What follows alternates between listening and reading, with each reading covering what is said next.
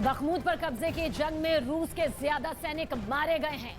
ऐसा दावा किया जा रहा है कि यूक्रेन की तुलना में बखमूत में रूसी सेना के 5 गुना ज्यादा सैनिक मारे गए। नेटो के मिलिट्री विंग ने यह दावा किया है कि रूस को बखमूत में मुंह की खानी पड़ रही है।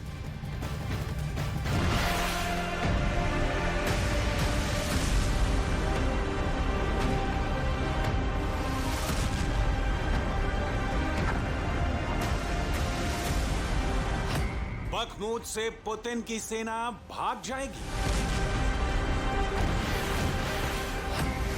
क्या रूस ने 5 गुना अधिक सैनिकों को खो दिया?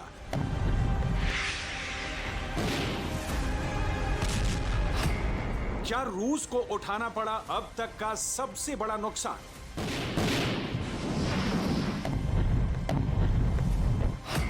नाटो की तरफ से एक बड़ी जानकारी सामने आई है।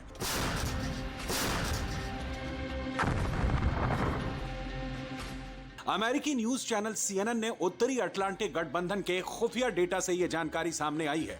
खुफिया डेटा की रिपोर्ट के मुताबिक बखमूत में यूक्रेन के मुकाबले रूस को 5 गुना ज्यादा नुकसान हुआ है और इसमें पुतिन की प्राइवेट आर्मी वैगनर ग्रुप भी शामिल है। वहीं इस रिपोर्ट में यह भी दावा किया गया है कि यूक्रेन को भी भारी नुकसान हुआ है, लेकिन यह नुकसान रूस से कम है।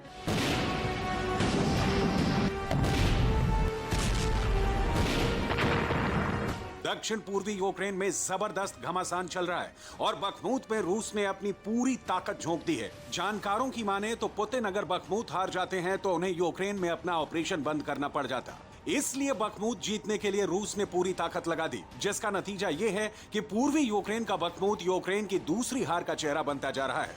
रूस ने पिछले 3 हफ्तों में बखमूत पर मिसाइल, टैंक, तोप और रॉकेट से इतने भयानक हमले किए हैं कि खुद राष्ट्रपति ज़ेलेंस्की 1 हफ्ते से कह रहे हैं कि बखमूत में हालात बेहद खराब हैं। बखमूत में रूस के 60,000 सैनिक और वैगनर ग्रुप के लड़ाके मौजूद हैं और इसी के दम पर बखमूत में रूस डंके की चोट पर जीत का दावा कर रहा है। खुद यूक्रेन के टॉप कमांडर बखमूत के आसपास पहुंच चुके हैं। यूक्रेन के ये कमांडर इस वक्त इस कोशिश में हैं कि यूक्रेन की सेना के चंगुल में फंसे यूक्रेन के 20,000 सैनिकों को मरने से कैसे बचाया जाए। वहीं दूसरी तरफ वैगनर ग्रुप के लड़ाके और उनके चीफ येवगेनी प्रिगोजिन खुद बखमूत के चप्पे चप्पे पर हमला कर रहे हैं।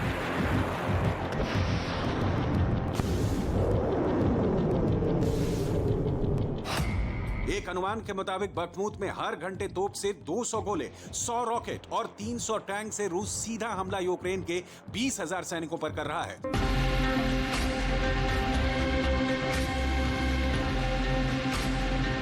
बखमूत में वैगनर चीफ येवगेनी प्रिगोजिन ठीक उसी तरह से रूस के कब्जे का दावा कर रहे हैं जैसे सोलेदार में कब्जे के वक्त किया था। बखमूत में यूक्रेन हार रहा है, इसमें कोई शक नहीं रह गया है, लेकिन नाटो की रिपोर्ट की माने तो इस जीत के लिए बहुत बड़ी कीमत रूस ने चुकाई है।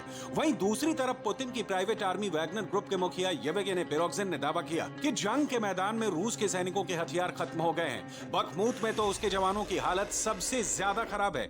ऐसे में पुतिन की सेना के लिए आने वाले दिन बेहद मुश्किल भरे हो सकते हैं। वहीं दूसरी तरफ अगर यूक्रेन की बात करें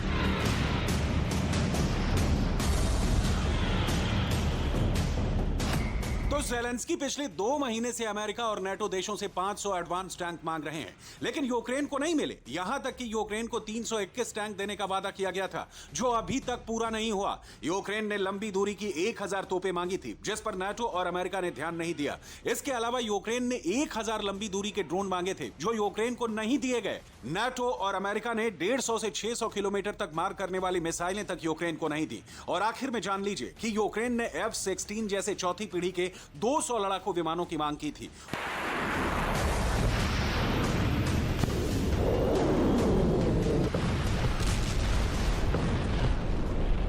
वो मांग भी नाटो और अमेरिका ने पूरी नहीं की। यहां तक अमेरिका के राष्ट्रपति बाइडेन ने साफ तौर पर ऐलान कर दिया कि अमेरिका यूक्रेन को F-16 लड़ाकू विमान नहीं देगा, क्योंकि अभी यूक्रेन को F-16 की जरूरत ही नहीं है। एक तरफ जहां ज़ेलेंस्की की सेना के पास हथियारों की कमी है, तो दूसरी तरफ पुतिन की प्राइवेट आर्मी वैगनर ग्रुप का भी हाल खस्ता है, क्योंकि इनके पास भी हथियारों की कमी है। ऐसे में जंग के लिए दोनों सेनाओं को हथियार की जरूरत है।